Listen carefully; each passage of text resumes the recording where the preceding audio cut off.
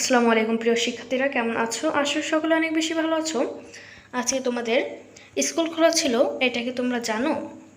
হ্যাঁ, এই বিষয়টি নিয়ে আজকে আলোচনা করব। আজকে তোমাদের স্কুল খোলা ছিল। এখানে দেখো, কোটা সংস্কার আন্দোলন ইস্যুতে শিক্ষার্থীদের নিরাপত্তা বিষয়ে গত 17 জুলাই থেকে প্রাথমিক বিদ্যালয়গুলো অনির্দিষ্টকালের জন্য বন্ধ ঘোষণা করে সরকার। তবে চলতি সপ্তাহে খুলে দেওয়া হতে পারে প্রাথমিক বিদ্যালয়। এখানে দেখেছো তোমরা যে চলতি সপ্তাহে প্রাথমিক বিদ্যালয় খুলে দেওয়া হতে পারে। আর দেখো, রবিবার 28 জুলাই এ নিয়ে বৈঠক করবেন প্রাথমিক ও গণশিক্ষা মন্ত্রণালয়ের কর্মকর্তারা, যেটা আজকে হয়ে গেছে। শনিবার বিকেলে প্রাথমিক ও গণশিক্ষা মন্ত্রণালয়ের সচিব ফরিদ আহমেদ এ তথ্য জানিয়েছিলেন। আজকে বিভিন্ন জেলার বিভিন্ন অঞ্চলে কিছু কিছু বেসরকারি শিক্ষা প্রতিষ্ঠান খোলা ছিল। ঠিক আছে, এটা কিন্তু মেন লাইন। আজকে বিভিন্ন জেলার বিভিন্ন অঞ্চলে কিছু কিছু শিক্ষা প্রতিষ্ঠান খোলা ছিল। তিনি বলেন, চলতি সপ্তাহের মধ্যে সরকারি প্রাথমিক বিদ্যালয় খুলে দেওয়ার চেষ্টা চলছে। বিদ্যালয় কবে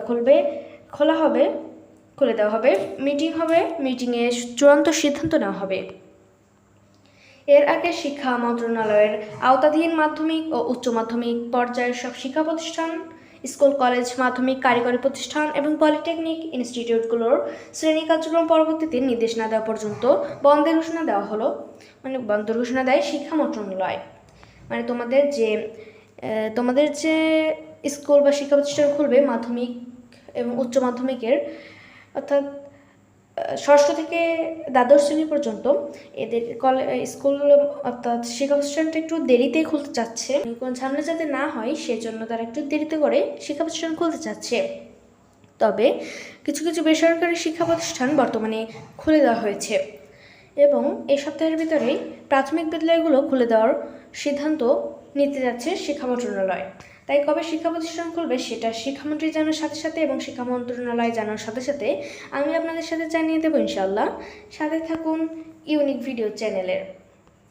ভিডিওটি এ পর্যন্তই।